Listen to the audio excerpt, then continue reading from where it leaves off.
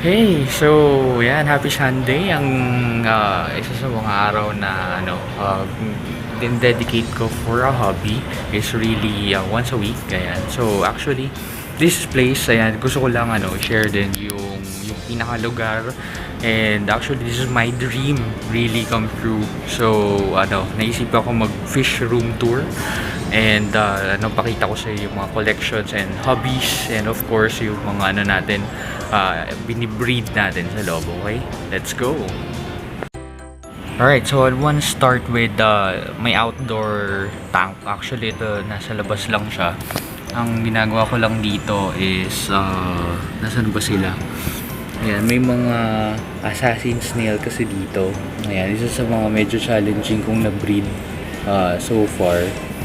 And mga cull or yung mga shrimps na yung mga nasa loob, tapos yung mga medyo walang kulay. Ayan. So meron naliligaw dito ang snail. Kunin ko siya mamaya pala. Ayan. So ayan, ang gulayan. Ayan, so may gulayan dito sa labas. So ito yung dalawang mga kulit kong Oscar. Ayan, so gutom na naman sila lagi naman. Ayan, so display tank lang talaga sila. Ayan, so habang naghihintay yung mga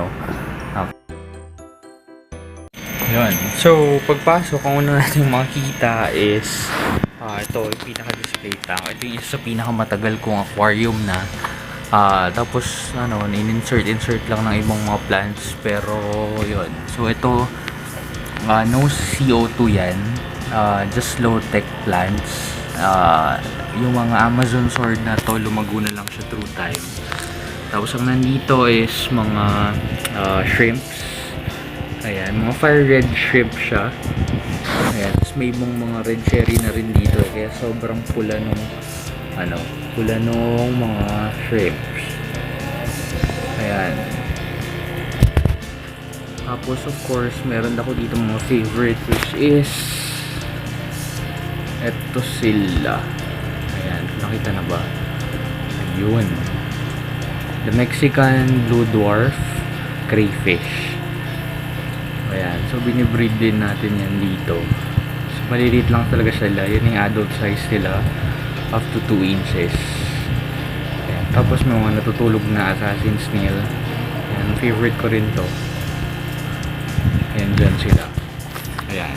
So, filtration natin is just a sponge filter. Ayan, usually sponge filter lang naman. Tapos dito kasi sa tank to, since display tank siya, para super linis, dalawa yung filter niya. Ayan. So, may power head na sponge filter. Ayan. So, low tech lang light. Balit pa nga lang yung light eh. So, pinalitan ko lang siya para may effect. Ayan.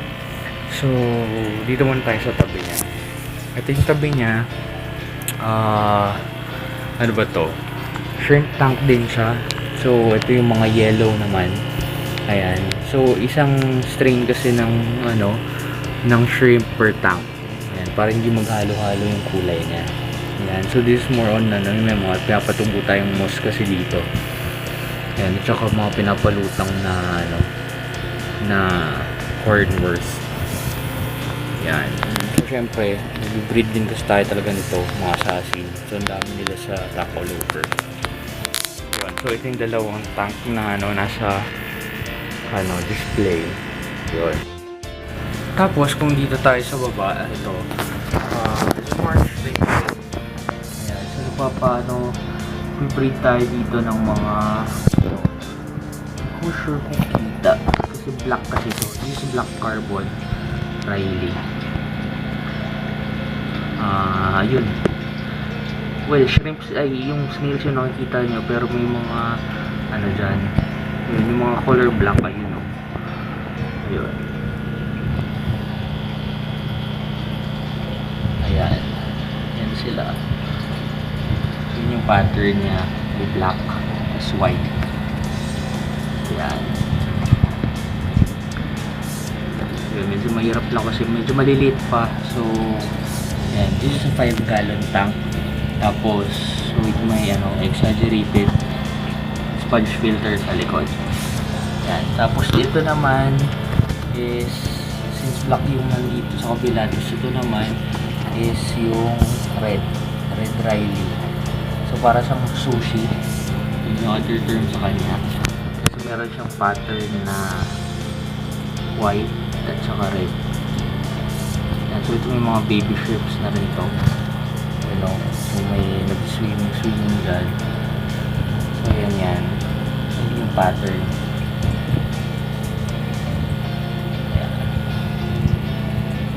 So daming ramshorn snail dito. So kasi sobrang daliit din nila dumami. Ayan, tagalinis sila ng tank. Ayan, so tapos ito naman, meron ding mga cray kasi dito. Ayun. Ayan, so pinapalaki ko na lang kasi sila. So good for hindi yan, guppy yan. So nasa ba? Ayun, nakikita ba? Ayun siya, ayan. So, 3 lang sila dito. Ayan, 3 lang sila dyan. Pinapalaki ko sila for para ready na kasi sila for pick up din eh. Ayan. So, mga breeder size na rin yan. Ayan. So, solo tank lang sila dito sa 5 gallon. Yun nga, exaggerated overfiltration. Malaki yung kasi sponge filter para matagal na siyang palitan. Ayun. So, moving forward, ito, another tank. Ito yung super daming crayfish. Hindi ko sure kung may isa-isa ko yan. Pero, ito, ayan. Nandito sa sarap. Kasi hindi makikita yung sa likod kasi medyo, full scape siya. Medyo gubat.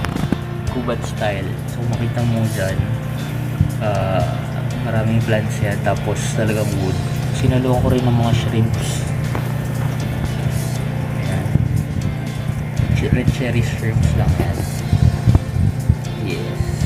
So ito favorite lang ko kasi nandito yung mga breeder ko na ayun, sumili bata siya. Ayan.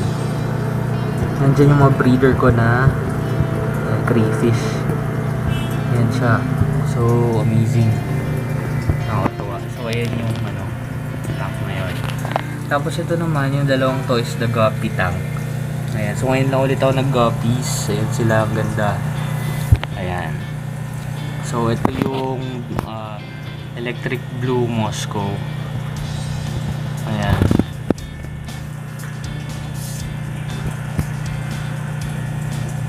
Mga busog yan ngayon.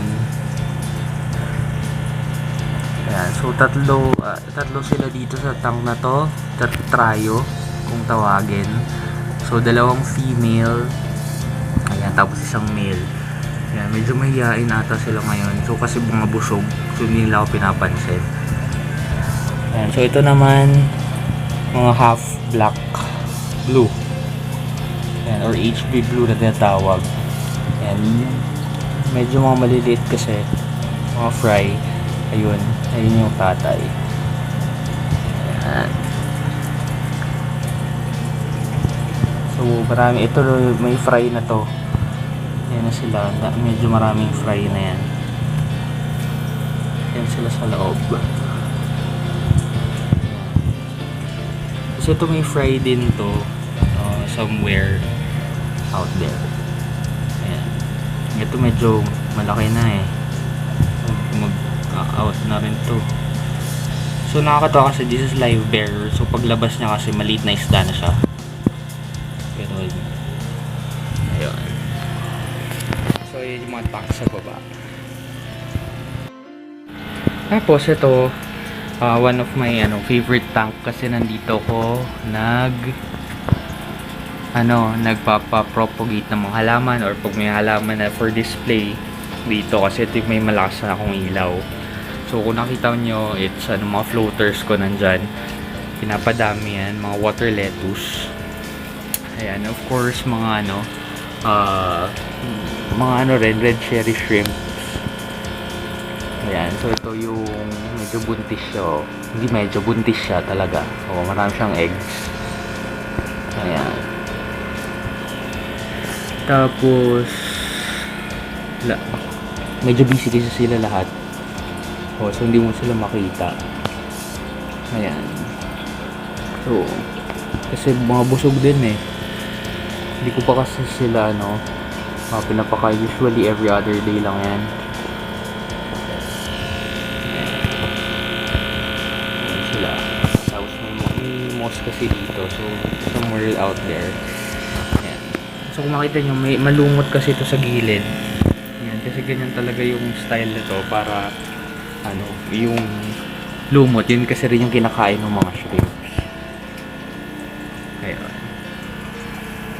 So next, ito mga pa rin to, latos shrimps.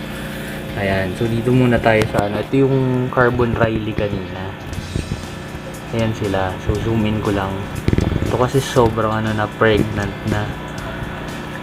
Ano ba yung isa pang pregnant? Ayun.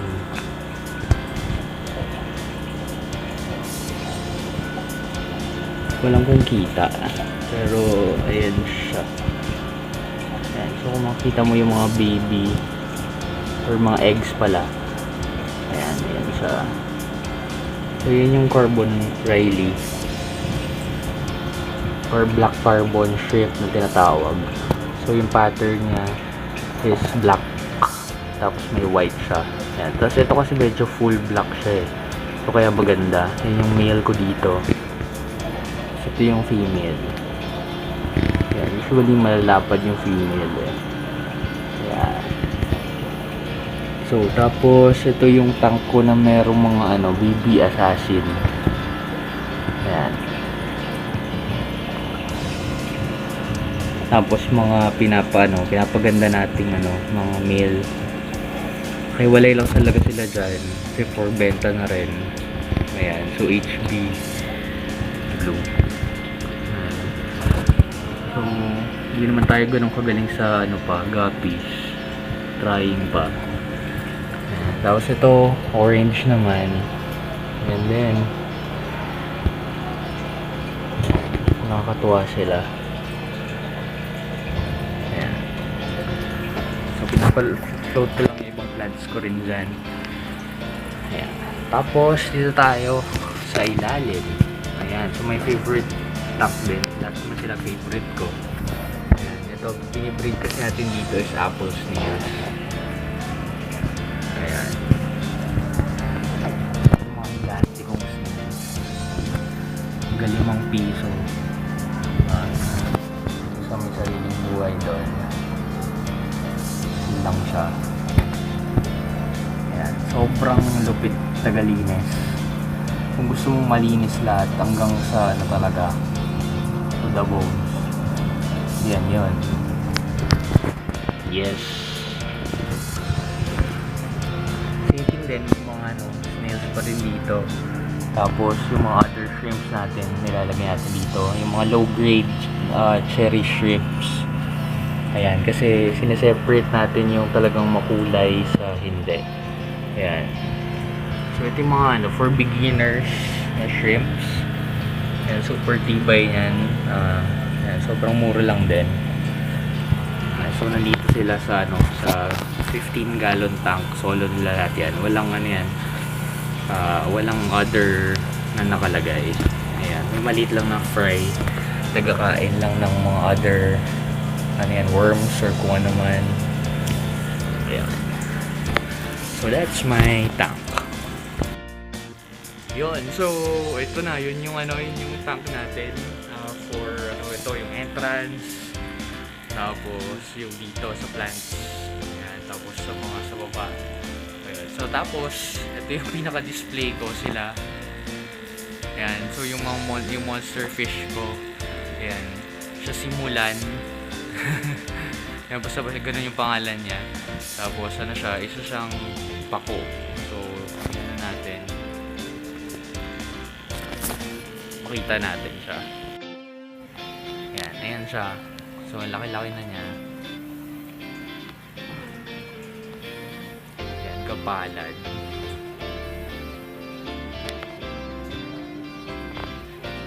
So lipat ko rin kasi siya next time dun sa harap, para siya yung parang main talagang attraction sa entrance. Yun, pako. Yan, red belly pako. Yun. So, yun lang. Yun yung collection ko for this fish room. And, ayun, yun, as a hobby kasi, sobrang nakakatuwa siya. Sobrang, talagang relaxing, di ba? Ayun. Kasi nakikita mo yung iba-ibang development niya. Para siyang ecosystem. So, parang every week may mga nangyayari. So, may mga algae, may mga ganon. So, parang science, basta ganon. And nakakatuwa din kasi, and yun nga, nakita natin yung mga dumadami, breeding. So, ayun. Yeah, thank you sa panonood. And I'll see you soon ulit. And welcome.